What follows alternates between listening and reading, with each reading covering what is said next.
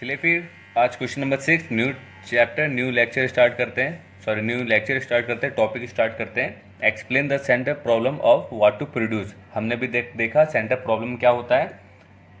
ठीक, मतलब कि कंपल्सन ऑफ मेकिंग चॉइस बनता ही है, वहाँ पे कंपलसरी होता है मेकिंग ऑफ चॉइस का in centre problem of an economy, और उसका अल्टरनेटिव यूजेस होता है।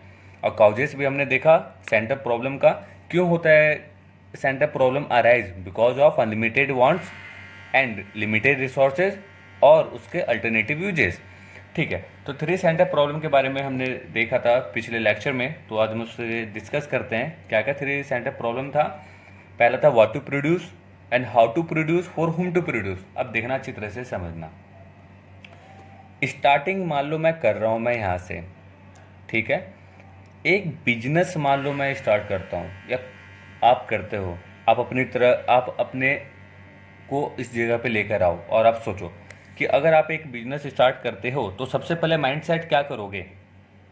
अगर आप बिजनेस करने आते हो तो सबसे पहले क्या करोगे, तो आप स्टार्ट करने के लिए देखो क्या करोगे कि आप ये बोलोगे कि मैं प्रोड्यूस करूँगा, कि मैं क्या करूँगा, मैं प्रोड्यूस करूँगा। लेकिन क्या प्रोड्यूस करूँगा,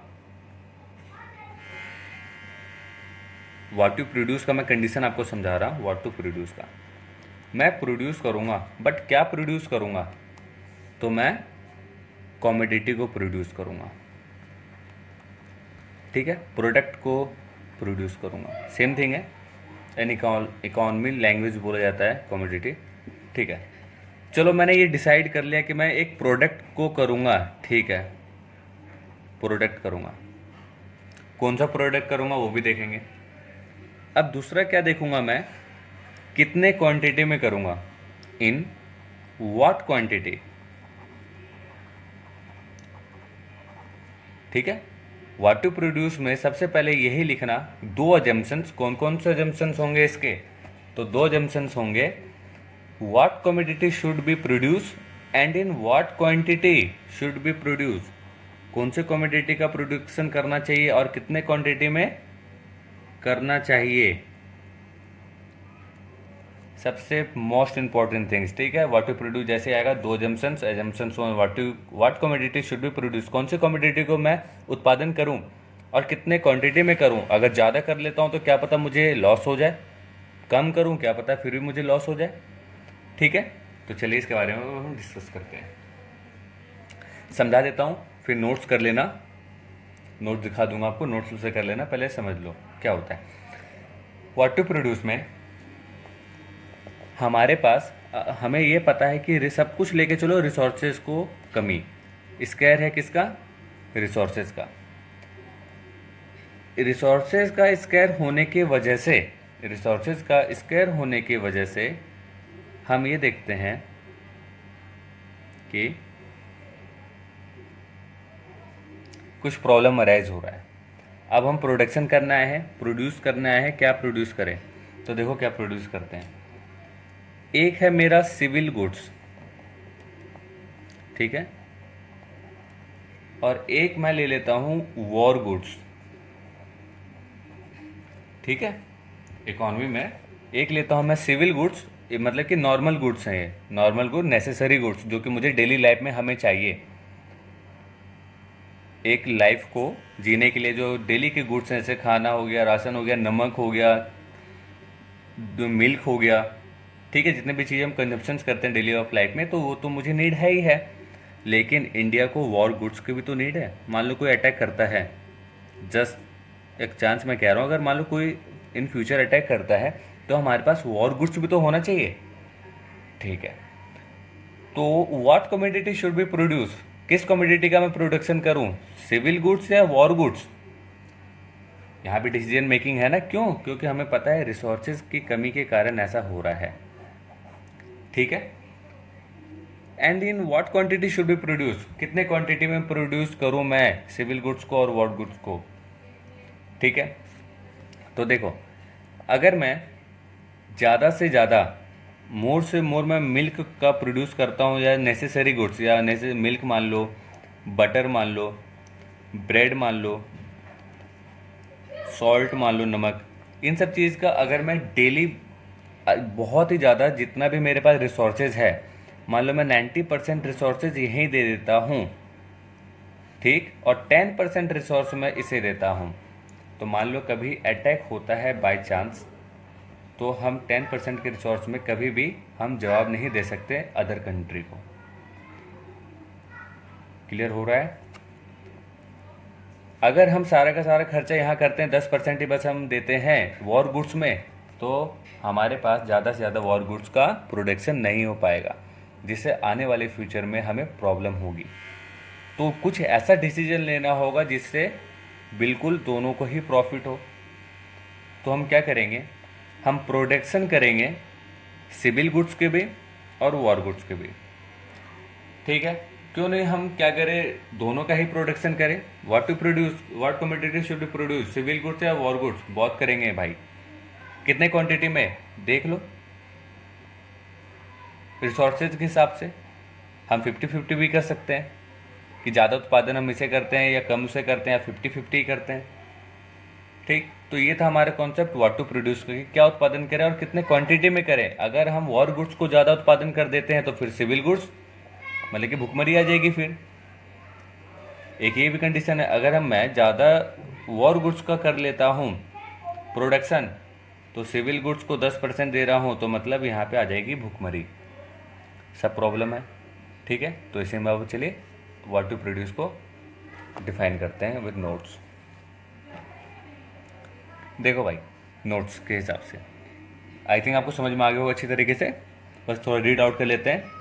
what to produce in what quantity, it is the problem of choosing which good and service should be produce in what quantities, मतलब कि किस गुड्स का मैं प्रोड्यूस करूं और कितने क्वांटिटी में करूं।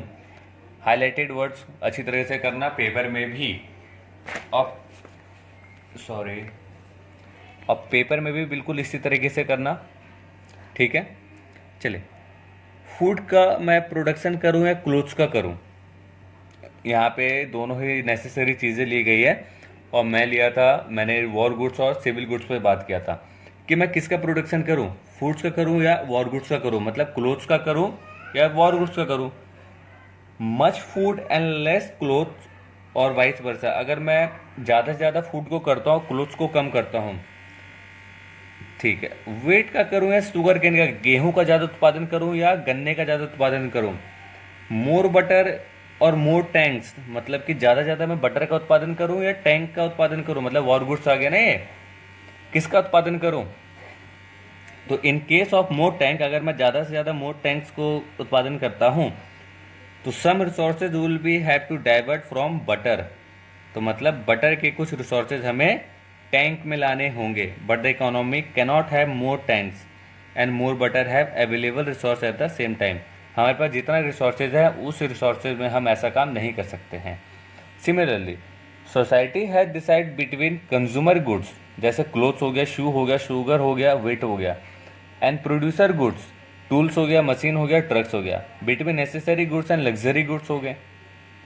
किस चीज़ का उत्पादन करें, तो सिंस रिसोर्सेज आर लिमिटेड है हमारे पास, all goods and services desired can not be produce, तो सारी चीज़ों को तो हम प्रोड्यूस नहीं कर सकते।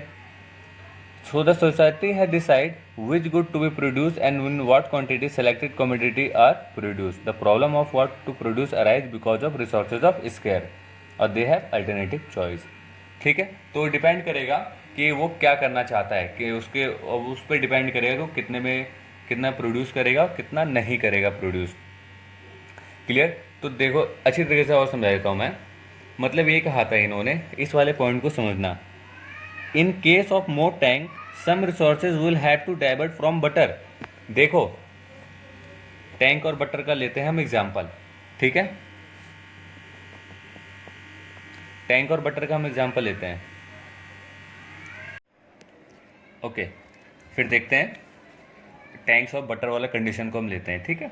देखो पहले क्या था, पहले 20 लोग, सही से समझना है ये कॉन्सेप्ट, पहले 20 वर्कर्स थे यहाँ पे, या रिसोर्सेज मान लो, रिसोर्सेज ये तो है, ये वर्कर भी रिसोर्सेज है, या जो भी पैसा यहाँ पे लगा था बटर को बनाने में, ठीक है, इस रिसोर्सेज को फिर मैं 2 से माइनस कर दिया, मतलब कि 2 रिसोर्सेज मेरे पास अगले में कम हो गया, यहाँ पे 18 आ रहा है, फिर 15, फिर आए 10, देन 4, देन 0।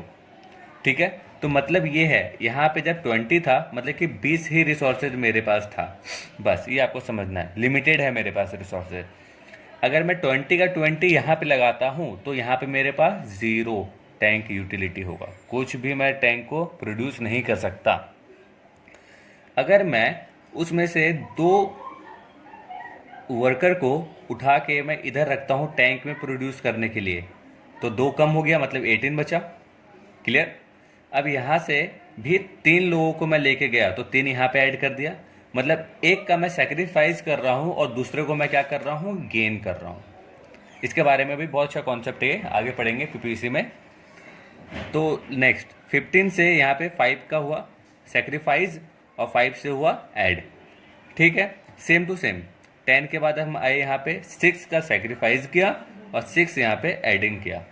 नाउ एक ऐसा कंडीशन आ जाएगा जब यहाँ पे 0 हो गया और यहाँ पे 20, मतलब कि अब यहाँ पे 0 पे बटर का प्रोडक्शन हो ही नहीं रहा है और सबके सब टैंक्स में हो रहा है, तो प्रॉब्लम हो जाएगी ऐसे में।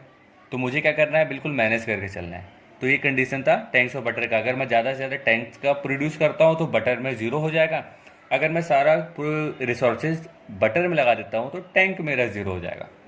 ठीक है, तो ये था व्हाट टू प्रोड्यूस का कंडीशन, कि किस गुड का प्रोड्यूस करे और कितने क्वांटिटी में करे।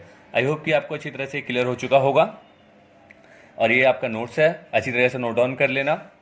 बाकी कोई भी प्रॉब्लम हो तो आप मुझे कमेंट बॉक्स में बोल सकते हैं, और कितना बेनिफिशियल पहुंच रहा है आप लोगों को, कितना बेनिफिट हो रहा है इस नोट से, तो आप मुझे प्लीज़ कमेंट बॉक्स में बताएं। ओके, फिर मिलते हैं नेक्स्ट लेक्चर में। वीडियो को लाइक करें, सब्सक्राइब करें और कमेंट करें एंड शेयर करें ज़्यादा से ज़्यादा। फिर मिलते हैं नेक्स्ट वीडियो में with another video, another lecture. ठीक है, ओके।